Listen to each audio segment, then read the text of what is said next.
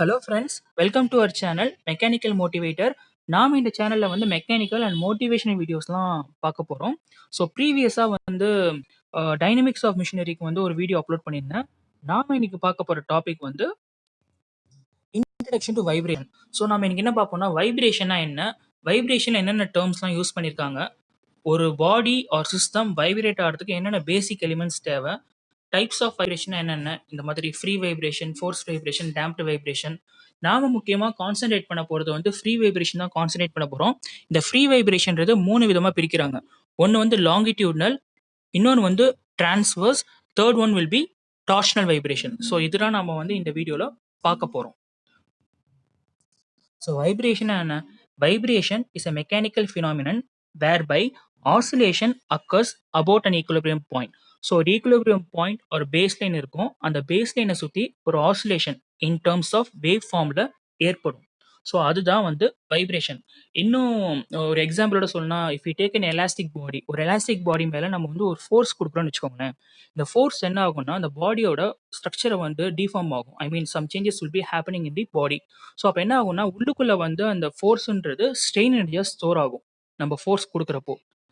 திரும்ப நம்ம அந்த ஃபோர்ஸை நம்ம ரிமூவ் பண்ணுறப்ப என்ன ஆகும்னா, இந்த ஸ்ட்ரெயின் எனர்ஜி வந்து கைனடிக் எனர்ஜியாக கன்வெர்ட் ஆகிட்டு ஸோ தட் கைனடிக் எனர்ஜியாக கன்வெர்ட் ஆகிட்டு அந்த பாடியை வந்து புஷ் பண்ணும் for regaining its original shape. So எப்போ கைனடிக் எனர்ஜியும் இந்த ஸ்ட்ரெயின் எனர்ஜியும் ஈக்குவல் ஆகுதோ அந்த பாயிண்ட் தான் ஈக்குலிபிரியம் பொசிஷன் ஆர் ஈக்குலிபிரியம் பாயிண்ட்னு சொல்றாங்க. ஸோ வைப்ரேஷன்றது is a mechanical phenomenon whereby oscillation occurs about an equilibrium point. நம்ம நெக்ஸ்ட் வந்து என்ன டெர்மினாலஜி யூஸ்ட் இன் வைப்ரேஷன்ஸ் பார்ப்போம். இந்த மாதிரி நிறைய டேர்ம்ஸ் இருக்கு. ஸோ இந்த டைம் பீரியட்னா என்ன, சைக்கிள்னா என்ன, ஃப்ரீக்வன்சினா என்ன, ஆம்ப்ளிடியூட்னா என்னன்னு பார்க்க போறோம். Period of vibration or time பீரியட்னா என்ன? It is the time interval after which the motion is repeated itself. So ஒரு குறிப்பிட்ட டைம் இன்டர்வலில் வந்து ஒரு மோஷன் வந்து ரிப்பீட் ஆகிட்டே இருக்கும். ஸோ அந்த மோஷன் ரிப்பீட் ஆகிற அந்த டைமை கால்குலேட் பண்ணுறதுனா we call it as time period. Normally we denote it as in terms of செகண்ட்ஸில் நம்ம சொல்லுவோம். நெக்ஸ்ட் சைக்கிள் என்ன பார்ப்போம். ஆக்சுவலாக சைக்கிளும் டைம் பீரியடும் ஆல்மோஸ்ட் இன்டர்லிங்க்டு ஒன். ஏன்னா ஒரு மோஷன்றது, for example motion completed during one time period. So ஒரு பர்டிகுலர் டைம் பீரியட்ல ஒரு மோஷன் கம்ப்ளீட் ஆகும்ல, அதை தான் நம்ம சைக்கிள்னு கால் பண்ணுறோம். So motion and time period are almost same and interlinked one. Next வந்து நம்ம ஃப்ரீக்வன்சினா என்னன்னு பார்ப்போம். ஸோ ஃப்ரீக்வன்சினா it is the number of cycles described in 1 second. ஸோ ஒரு செகண்ட்ல எவ்வளோ நம்பர் ஆஃப் சைக்கிள்ஸ் வந்து கம்ப்ளீட் ஆகுதுன்றா ஃப்ரீக்வன்சின்னு சொல்லுவாங்க. இந்த ஃப்ரீக்வன்சியை வந்து hertz we denote it as HZ. ஹெச்இசட்னா ஹெர்ட்ஸ்ன்னு சொல்லுவாங்க. HERTZ which is equal to 1 cycle per second. CPSன்னு சொல்லுவாங்க. So 1 hertz is equal to 1 cycle per second. Next வந்து ஆம்ப்ளிடியூட்னா என்னன்னு பார்ப்போம். ஆம்ப்ளிடியூட்னா maximum displacement moved by a point on a vibrating body. இப்போ ஒரு ஈக்குலிபிரியம் பொசிஷன் இருக்குன்னு வச்சுக்கோங்களேன்.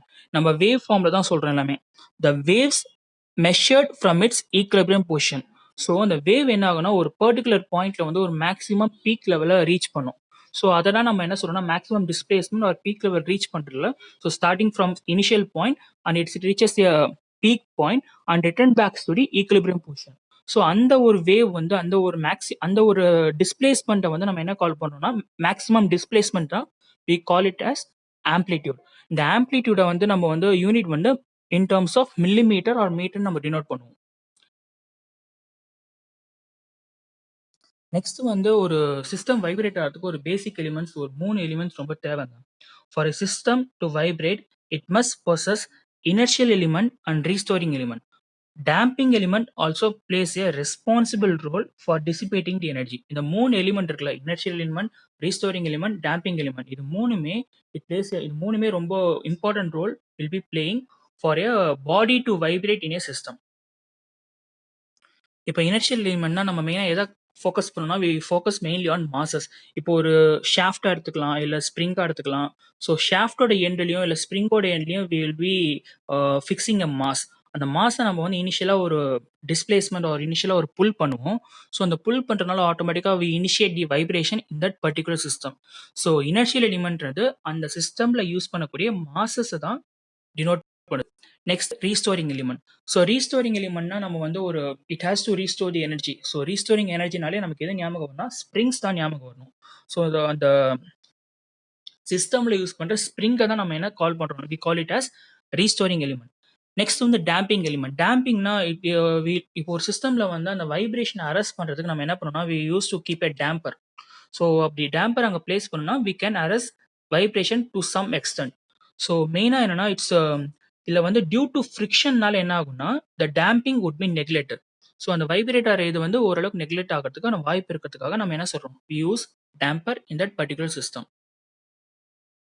நெக்ஸ்ட் வந்து நம்ம டைப்ஸ் ஆஃப் வைப்ரேஷன் பார்ப்போம். ஸோ மொத்தம் 3 இது இருக்கு. ஒன்று வந்து free vibration, forced vibration, damped vibration.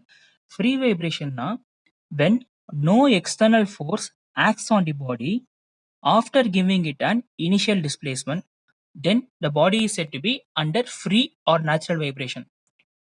So இதில் கண்டுபிடிக்கக்கூடிய ஃப்ரீக்வன்சியை வந்து we call it as natural frequency.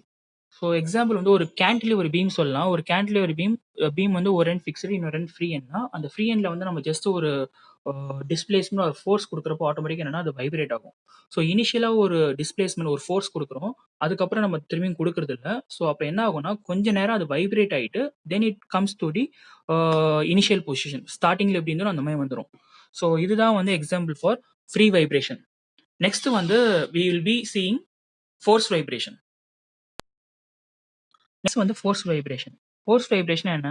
when the body vibrates under the influence of external force, then the body is said to be under forced vibration. So இனிஷியலாக வந்து அந்த பாடி vibrate ஆகிட்டே இருக்கிறதுக்காக நம்ம force கொடுத்துட்டே இருக்கோம்ல, அதுதான் ஃபோர்ஸ் வைப்ரேஷன். எக்ஸாம்பிள் வந்து மோட்டர் பைக் கூட சொல்லலாம். ஸோ நம்ம ஆக்சிலரேஷன் கொடுக்குறப்ப என்ன ஆகும், ஆட்டோமேட்டிக்காக vehicle will be in a movement.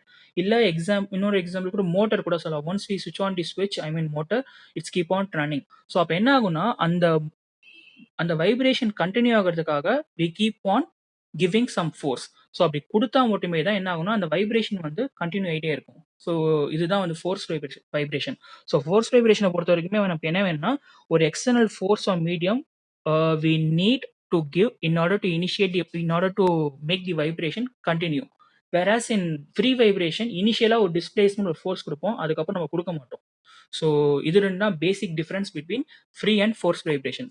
Next வந்து இப்போ இந்த எக்ஸ்டர்னல் ஃபோர்ஸ் இருக்குல்ல, the external force which we apply to a body is a periodic disturbing force created by the unbalance. So அப்போ அந்த வைப்ரேஷன் என்னன்னா the vibration will be having same frequency as that of the applied force. நம்ம ஒரு term நம்ம சொல்லுவோம் இந்த force vibration ஒரு free வைப்ரேஷன்ல வந்து முக்கியமாக ஒரு 2 மார்க்ல கூட கேட்கக்கூடிய என்னன்னா ரெசனன்ஸ்ன்ற ஒரு கான்செப்ட். ஸோ ரெசனன்ஸ்னா என்னன்னா when the frequency of the external force is same as that of the natural vibration, then at that particular point resonance take place. So ரெண்டு ஃப்ரீக்வன்சியும் ஈக்குவலாக இருக்கப்போ அந்த இடத்துல ரெசனன்ஸ் ஏற்படும். ஸோ நெக்ஸ்ட் நம்ம வந்து டேம்ப்டு வைப்ரேஷன் என்னன்னு பார்ப்போம். ஸோ டேம்ப்டு வைப்ரேஷன்னா என்னன்னா when there is a reduction in amplitude over every cycle of vibration, the motion is said to be damped vibration.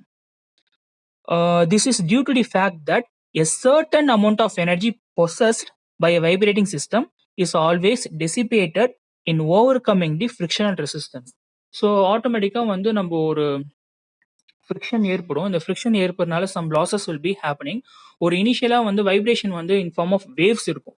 So அந்த வேவ்ஸ் என்ன ஆகுனா ஒரு பர்டிகுலராக ஃபர்ஸ்ட் பீக்ல போகும், அப்புறம் கொஞ்சமாக ரெடியூஸ் ஆகிட்டு அது வந்து அட் எண்ட் வந்து என்ன ஆகுனா it will be reaching to the equilibrium position. So அப்போ என்ன ஆகுனா இதெல்லாம் நம்ம ஆம்பிளிடியூட்னு ப்ரீவியஸாக பார்த்தோம். So reduction in amplitude in every cycle of vibration.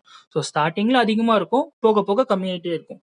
So அந்த மாதிரி இருந்துச்சுன்னா we call it as damped vibration. இதுல வந்து some amount of energy is wasted or dissipated due to the frictional resistance occurring inside the system, vibrating system. So நம்ம next வந்து மெயினாக இப்போ free vibration 3 விதமாக பிரிக்கிறாங்க. ஒன்று வந்து லாங்கிடியூனல். ஸோ லாங்கிடியூனல் வைப்ரேஷன் என்ன பார்ப்போம். when particle of the shaft or disc moves parallel to the axis of the shaft.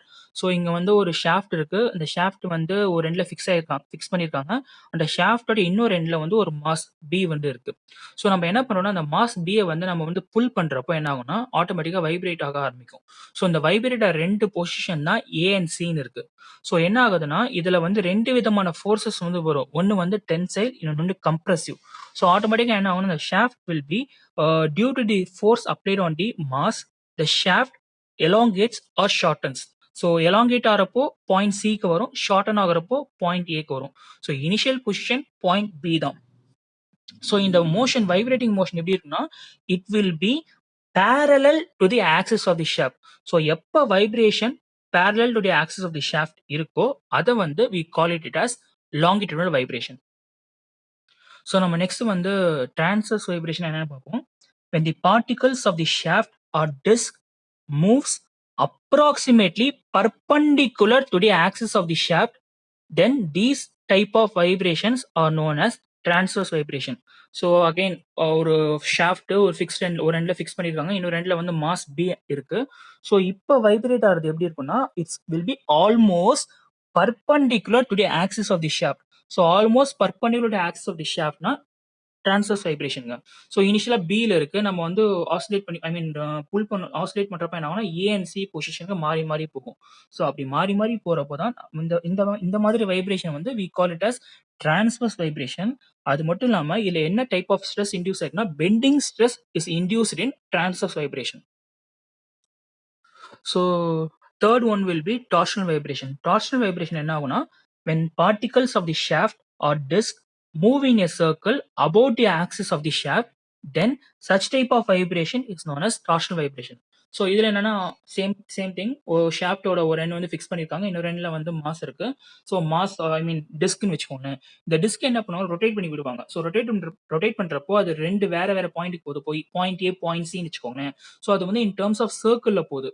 So such type of vibrations வந்து டார்ஷனல் வைப்ரேஷன் சொல்லுவாங்க. டார்ஷனல் வைப்ரேஷன்ல வந்து torsional shear stress will be induced. So as of now வந்து நம்ம வந்து basics தான் பார்த்துருக்கோம். இனி அடுத்தடுத்த வீடியோவில் வந்து நம்ம derivation and problem one by one பார்ப்போம். ஸோ தேங்க்ஸ் ஃபார் வாட்சிங் திஸ் வீடியோ அண்ட் மறக்காமல் இந்த சேனலை சப்ஸ்கிரைப் பண்ணிடுங்க, பெல் ஐக்கான் ப்ரெஸ் பண்ணுங்கள். ஸோ தட் அப்போ தான் நான் அப்லோட் பண்ணுற எல்லா வீடியோஸும் நீங்கள் பார்க்க முடியும். Have a great day.